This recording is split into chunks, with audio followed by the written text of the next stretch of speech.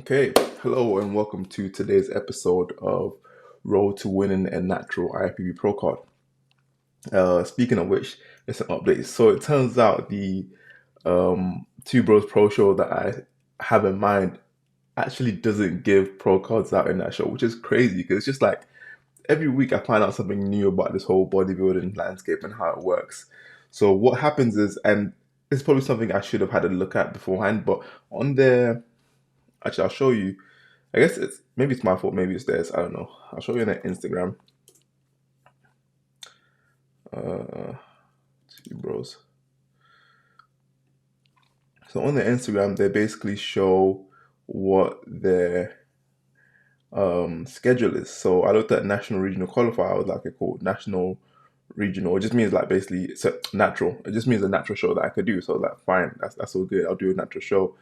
But I think if you look here, um, this is the operant word here. So this word needs to be down here. So basically, the only natural pro qualifier that they're actually doing this year is in 2 weeks, basically. It's on July the 18th, and obviously I'm not in shape for that. And obviously it's a bit of a bummer because that's the only one that I can actually do. However, that's the only one I can do in the UK. So there's actually a chance that if I win this show or place top two, I basically get an invitation to the Ben Weeders uh, pro show or like natural pro show basically, and that one I'll be able to win an IFBB Pro card. The only issue is that that one is all the way in Virginia. So what I'd have to do also, it's like directly the week after. So all I'd have to do is win this show, and then in the hope for that qualify, and then immediately after book flights, book accommodation, everything done, and head over to Virginia, Alexandria, Virginia in USA to go ahead and compete for the IFBB Pro card. And honestly, I don't think that's like a terrible situation. Give you a chance to go to America for a holiday, and obviously the bigger thing is, well, there's this. I'm not sure if nobody knows. Anyway, there's this thing about bodybuilders recently where they go to uh, Cheesecake Factory after winning a show, or even just after doing a show. So it would actually be kind of cool to win the show, go to Cheesecake Factory, enjoy myself. The only issue is it'd probably be extremely expensive. Actually looked at the tickets to get to Virginia, and it's about, I think return tickets are like £700, which isn't crazy considering it's America and it's quite far away. But yeah, it's kind of inconvenient that I can't do it in the UK, which is quite a shame. And I actually looked at other shows. So there are other Europe shows, but basically no more this year or no more within the timeline that would actually be applicable for me. So that's a real shame. Anyway, like I'm still gonna plan for the show, obviously, because it's still it's an NPC show, so the level of competition should be higher. So it'd just be nice to be on the stage with other people who are quite competitive. Not that the previous guys weren't, but it's people who have the intent of taking bodybuilding really far.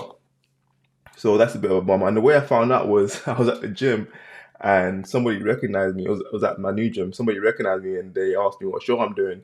And they were like, "Oh, you're not doing a pro show?" Like, I thought this was a pro show.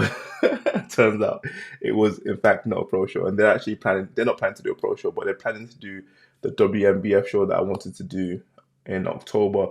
But they're doing men's physique, which is all the shorts. And honestly, the guy looked pretty big. I'm surprised he didn't actually want to do classic or anything like that. And I think the issue is with classic, it's that you have to have big legs, big defined legs as well. So you need that X frame. So it's hard to do without. It would be better for morale and just chances of winning to do men's physique, even if you're like really big, just to kind of get that win, get the experience of competing. However, I can never do men's physique. It's not in my blood. Anyway, yeah. So that was a big bummer. Found out then, but the course is still the same. It's just that um, the end goal is going to be different. But fingers crossed, we place top two, and then I can go to Virginia and compete against some Americans. That would be interesting because actually, I think I know somebody else who plans to compete at that show too, but he's doing classic. Well, I'll be doing open bodybuilding. not open actually, probably lightweight. That's the one where I have to be like 194 pounds. Anyway, long story short, we'll find out when we get there. So where's the weight and the calories at this week? So um, weight is 103 on average basically. It's dropping down day by day. When my wife came back on Friday, so we went out for a meal. So I kind of this early in prep, going out for a meal. Actually, it didn't even throw me off track. Like I still managed to lose weight the next day. So because I was at such a high caloric surplus the weeks prior, like having a going out for a meal was probably lighter in calories than what I was doing while I was off track. So it wasn't a big deal. Anyway, 103 on average, still doing good. Still on track to actually let me show my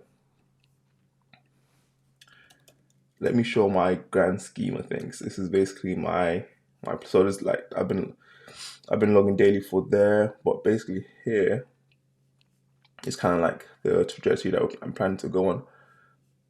So obviously end goal is 194. This is how everything is looking. And what I like to do is basically plan to be ahead of schedule. So this plan kind of runs out the week before I actually show up on stage. If I'm 194 by the time it's time to be on stage, then I'll be basically ready to be. So if I'm 197 before the week before I have to be on stage, this will basically drop me to 194, like bang on the weekend or the day of show. So here's what my averages are for the weeks. And yeah, it says I'm under pace, but it's just mainly well, like I'm technically like, so this is the target, and this is where I am. I'm technically under pace because if everything continued as they are today, then I'd be at 199 rather than 194. But obviously, I plan for things to be going along very, very smoothly. In terms of calories, everything basically looks like this on when I'm like on track on schedule. Obviously, if I go out to eat I don't plan to go out to eat anymore. It's just that my wife came back from holiday, but it's basically the regular routine. So now with cardio, I've done my 5 days or 7 days of 5K. Now I'm doing um what does this equal? 30 times 5. One Whoa, that calculation was wrong. Anyway, I can't do quick math right now. So three 5K runs a week. And honestly it's a lot easier this time around because of course it's 2 runs less. But then I also schedule it in a way where I can actually recover. So what I do is I don't run on Monday or on Tuesday, Wednesday, so I run this morning. I take Thursday off because I got hamstrings later today and I want to recover from that for tomorrow and then back to running Friday, Saturday, and Sunday. And what I'll do is if I feel like I'm going to be on track for my weight loss, so let's say I lose, 2 pounds per week, um, I'll try to avoid doing cardio on this day just so that I can fully recover and have a good quad session and have a good hamstring session and kind of just keep that kind of going. So I'll only include the 5th day if I'm not on target for my weight loss for that week. Okay, so I guess I want to explain what prioritizing hamstring and glutes looks like in terms of how my workout is laid out. So this is how it is. What it will be is that I will be able to basically do hamstring and glutes in the first day of the. I'll be doing hamstring and glutes in the first day of the week.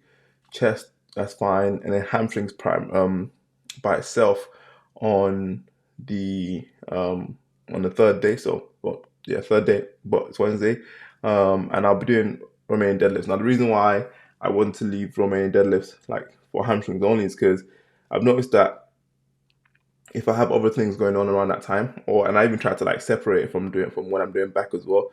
I noticed that if I do back before or after, I basically have like a negative effect from it. So and it just means like fatigue or soreness at excessive amounts to the point where I can't really recover properly or use the exercise properly. So what I've done is just like leave it kind of isolated between these 2 exercises.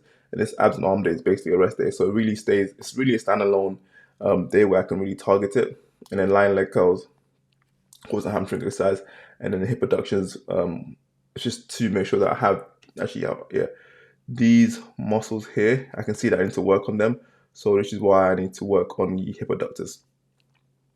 And the idea is just to just really get really good at progressively overloading this while using lighter weight than I can carry. And what I mean by that is that what I've noticed is if I can audio like 200 kg, which is good, but what happens is I lose concentration or my muscle connection with the muscle when I get too heavy. So now I'm dropping it down to 100 kg and just trying to constantly maintain my muscle connection all throughout the rep, just to make sure that I'm actually like doing the work I think I am. Because at 200 kg, my upper back gets involved, my lower back gets involved, my glutes get involved. I've got to work on stabilizing my body, my core gets involved. It's actually a full body workout rather than isolating the hamstring, which is what I really want to do. So I would rather just spend time really connecting with the tension I put into that so that I can develop it the most, because really like all those other areas are not my concern during RDLs.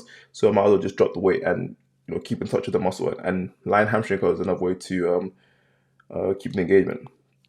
And for glutes, I've included hyperextensions, but I still haven't actually done it yet because the machine is very busy. And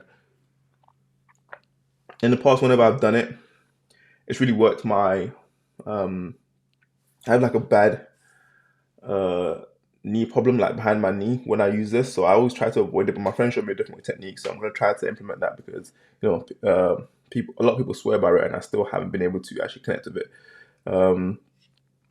Ignore the name, but it's very effective. It's basically hip thrust and then the hip seated adductions, abductions and adductions. These are very effective. I think this is one of the most underrated exercises, and I think people do it wrong in the sense that they just want to like, just kind of throw the weight around. But I think it's a lot more effective when trying to control the time and attention. Obviously, like most exercises are. Yeah, so that's exactly what it looks like. So I'll be doing. So even though like the glutes on this day is lighter because it's just only one exercise, which is the standing kickback, it's still another way for me to add stimulus to that muscle throughout the week. But obviously, primarily hamstrings are the goal. And I think for the next, like my off-season phase of training, then I'll probably try to do a lot more intensive glute work. But the RDLs sort of already touch on glutes, so it's not like it's entirely less prioritized. It's just that clearly you can see that hamstrings are having two exercises each where, or two exercises in 2 days where glutes only have one day of full exercises and then the one here. It's probably getting a bit boring by now, but you get the idea.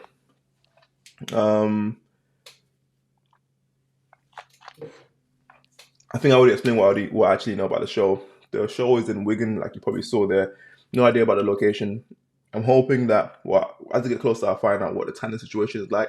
I'm hoping that once again I don't have to go a day earlier because it'll just kind of save me having to travel and book a hotel, all this kind of stuff, and I can just show up on the same day. Pose on stage, win the show, go home, enjoy some probably pizza, and not go out of control. Actually, if I have to do that, the Virginia show, I won't be able to have pizza. I'll just stick to regular rice and chicken or whatever post meal.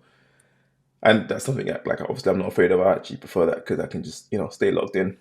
Bigger difference between the prepping for the previous show and prepping for this show, I would say what I said earlier about the level of competition. I think more people would be at a higher level when it comes to doing the Two Bros show, but then also obviously at the IFBB Pro show, everybody, if you think about it, everybody's like at the top of their game, or like everybody has won the show to be here. So it's not the people that there are not people that still need to develop something or need to figure out figure out the best look for their physique or make any adaptations. People that are presenting their best package. So imagine if it's like a tournament, right? And we've done the group stages and we've done the knockout stages. This is basically like the semi quarterfinals where everybody's come out of their region or whatever, and it's actually people that are top tier, and everybody there is top tier. So it's very different in that way. I'm still going to approach it the same, obviously, because all I have to do is train and eat right and do my cardio, and I'll look the best version of myself. This is, I'm trying to beat this version of me, not that I'm trying to beat anybody else. So all I really have to do is kind of just like do better than I did last time, and I feel like I'll still place pretty well. But yeah, that is about everything. If you have any questions or want to work with me personally one-to-one for coaching, feel free to use the link in my bio and we can talk about how things work. That's it. Bye.